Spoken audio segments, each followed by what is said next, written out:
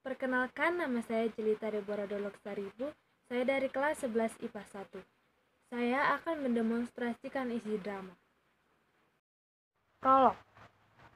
Alam ruangan ini tidak ada perbedaannya antara malam dan siang. Biarpun di kamar tidur Bahri, hari sudah malam, kualitas cahaya dalam ruangan mahkamah tetap sama. Murni sedang datang diantarkan dengan petugas pengadilan. Ia berhenti sebentar untuk melihat wajah suaminya. Nyonya Murni, silahkan duduk. Ada sedikit pengakuan yang ingin didengarkan oleh majelis hukum hakim yang mulia. Kami mengetahui bahwa dulu Nyonya adalah kekasih Kapten Anwar. Tapi orang yang mencintai Nyonya bukan dia satu-satunya. Ada lagi yang lain, yaitu Mayor Bahri. Suami Nyonya yang sekarang juga mencintai Nyonya. Kemudian, Kapten Anwar dijatuhi hukuman mati oleh pengadilan Medan Perang. Yang menjadi ketua pengadilan itu adalah Mayor Bahri, suami Nyonya. Saya ingin mengajukan beberapa pertanyaan, harap Nyonya jawab dengan jujur dan tunjukkan pada majelis hukum. Sudah berapa tahun Nyonya berumah tangga dengan saudara Bahri? Lebih dari 30 tahun. Waktu yang cukup panjang untuk mengenali kepribadian seseorang.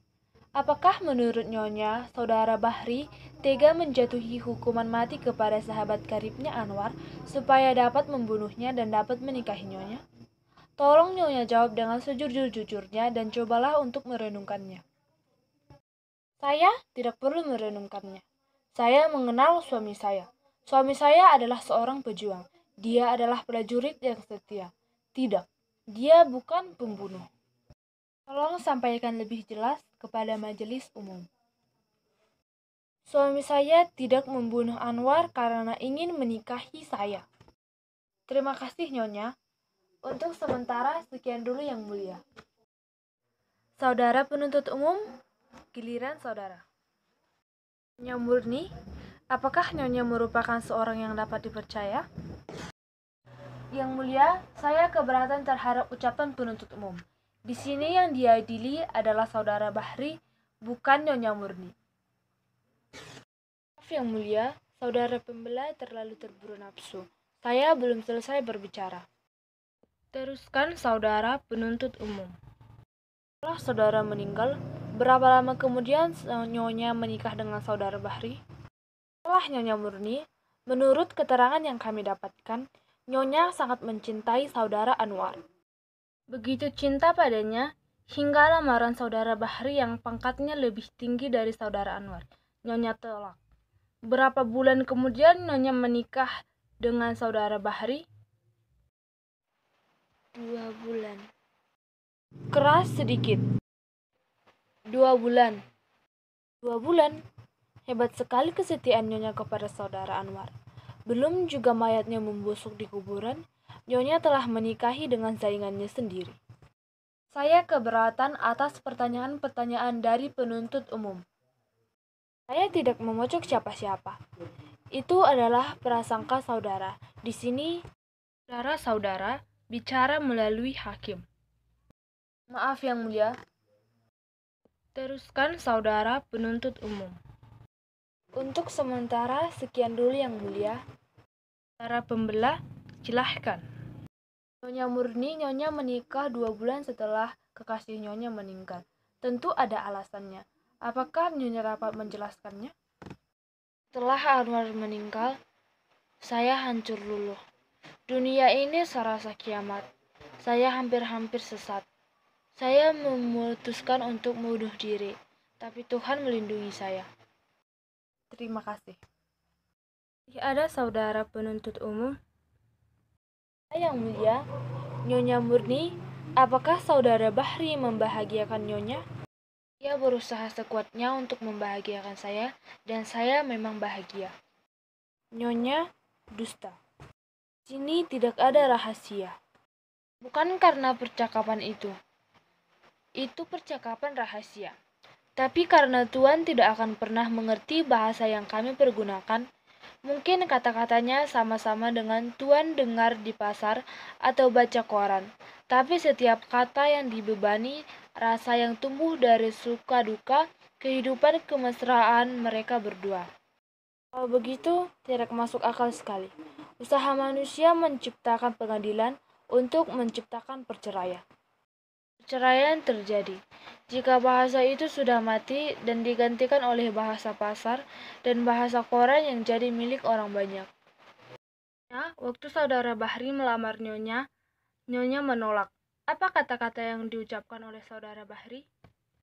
Saya mengerti kekecewaannya. Apa yang dia ucapkan tidak penting. Penting atau tidak penting adalah urusan majelis hakim. Apa katanya? Saya sudah lupa. Inilah Nyonya. Nyonya tidak lupa. Mulia, bolehkah saya mengatakan sesuatu kepada istri saya? Silahkan. Katakan yang sebenarnya Murni, hanya kebenaranlah yang bisa menyelamatkan saya. Ia berkata, sekarang soalnya sudah apa yang menjadi niat waktu tertuduh menjatuhkan hukuman mati sudah jelas. Ia ingin membunuh saksi yang merupakan saingan baginya. Bapak Hakim yang mulia, apakah saya dapat mengajukan satu barang bukti? Saya tidak perlu lagi. Mulia, apapun keputusan yang mulia jatuhkan, satu hal yang pasti. Keputusan itu harus berdasarkan kebenaran. Dunia ini sudah terlalu saraf dengan segala macam kesalahpahaman. Baik, silahkan. Surat ini ditulis pada malam setelah tertuduh menyampaikan suratnya kepada saudara Murni. Surat ini disampaikan dengan bantuan seorang prajurit, tapi prajurit tersebut terbunuh ketika hendak mengirimkan surat, sehingga surat ini tidak sampai kepada tangan Nyonya Murni. Surat ini ada pada saya. Saya minta kepada Yang Mulia untuk membacanya. Adinda Murni yang tercinta, biarpun cinta Kakanda telah Adinda tolak, semoga Adinda masih bersedia membaca surat ini dan mempertimbangkan permohonan Kakanda. Kakanda minta maaf atas ucapan yang Kakanda lontarkan di hadapan Adinda. Kakanda begitu kecewa dan sedih, hingga Kakanda kehilangan kendali atas diri Kakanda. Lalu Kakanda berkata, kalau begitu tidak ada jalan lain. Salah satu di antara kami, saya atau Anwar, harus mati. Kakanda menyesal selama-lamanya atas ucapan itu. Kakanda malu. Kakanda ingin berbicara dari lubuk hati Kakanda. Adinda bebas menentukan pilihan. Jika Adinda memutuskan untuk memilih Anwar, maka Kakanda akan mengucapkan syukur dan berdoa pada Tuhan supaya kalian bahagia. Anwar adalah sahabat Kakanda. Kalau dia bahagia, maka Kakanda juga bahagia. Salam Kakanda. Saiful Bahri. Para pembela, saudara saya persilahkan untuk melakukan pembelahan Anda yang terakhir kepada majelis hakim. Surat ini ditulis pada malam setelah tertuduh menyampaikan suratnya kepada saudara Murni. Surat ini disampaikan dengan bantuan seorang prajurit, tapi prajurit tersebut terbunuh ketika hendak mengirimkan surat, sehingga surat ini tidak sampai kepada tangan Nyonya Murni. Surat ini ada pada saya. Saya minta kepada Yang Mulia untuk membacanya. Adinda Murni yang tercinta, biarpun cinta Kakanda telah Adinda tolak, semoga Adinda masih bersedia membaca surat ini dan mempertimbangkan permohonan Kakanda. Kakanda minta maaf atas ucapan yang Kakanda lontarkan di hadapan Adinda. Kakanda begitu kecewa dan sedih, hingga Kakanda kehilangan kendali atas diri Kakanda. Lalu Kakanda berkata, kalau begitu tidak ada jalan lain. Salah satu di antara kami, saya atau Anwar, harus mati. Kakanda menyesal selama-lamanya atas ucapan itu. Kakanda malu. Kakanda ingin berbicara dari lubuk hati Kakanda. Adinda bebas menentukan pilihan. Jika Adinda memutuskan untuk memilih Anwar, maka Kakanda akan mengucapkan syukur dan berdoa pada Tuhan supaya kalian bahagia. Anwar adalah sahabat Kakanda. Kalau dia bahagia, maka Kakanda juga bahagia. Salam Kakanda. Saiful Bahri. Para pembela, saudara saya persilahkan untuk melakukan pembelahan Anda yang terakhir kepada majelis hakim. Majelis hakim yang mulia, kini sampailah saya pada akhir tugas saya.